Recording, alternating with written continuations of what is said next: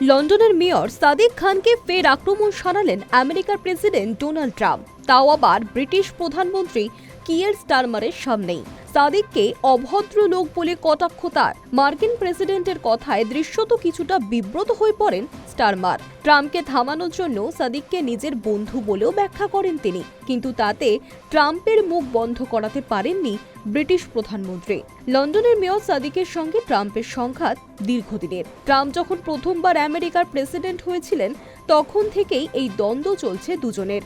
ওই সময় নির্দিষ্ট কিছু মুসলিম রাষ্ট্রের নাগরিকদের ওপর আমেরিকার ভ্রমণে নিষেধাজ্ঞা জারি হলে তার বিরুদ্ধে সরব হয়েছিলেন সাদিক। ট্রাম্পও তাকে খোঁচা দিয়ে বলেছিলেন ও একজন হেরে যাওয়া ব্যক্তি।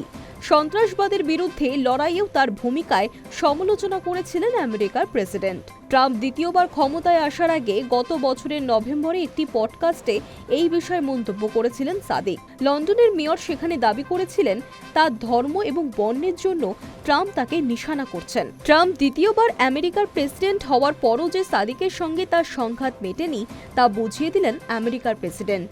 এবার স্টারমারের সামনেই লন্ডনের মেয়রের বিরুদ্ধে সরব হলেন তিনি। 4 দিনের সফরে স্কটল্যান্ডে গিয়েছেন ট্রাম্প। সোমবার সেখানেই নিজের বিলাসবহুল গল্ফ রিসর্টে স্টারমারের সঙ্গে বৈঠক করেন তিনি। পরে ব্রিটেনের প্রধানমন্ত্রীকে পাশে নিয়ে একটি সাংবাদিক বৈঠকেও বসেন ট্রাম্প।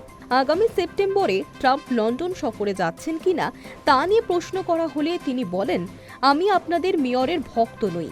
আমার মতে তিনি খুব খারাপ কাজ করেছেন। লন্ডনের মেয়র একজন অভদ্র মানুষ। তখনই ট্রাম্পকে থামাতে তার কথার মাঝখানেই মুখ খোলেন স্টারমার।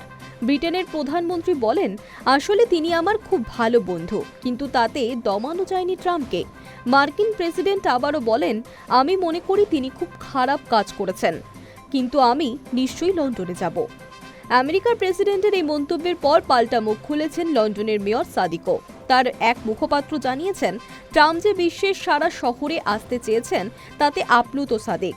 তিনি আরও বলেন, এখানে এলে তিনি বুঝতে পারবেন বৈচিত্র্য আমাদের দুর্বল নয়, আরও শক্তিশালী করে, আরও ধনী করে।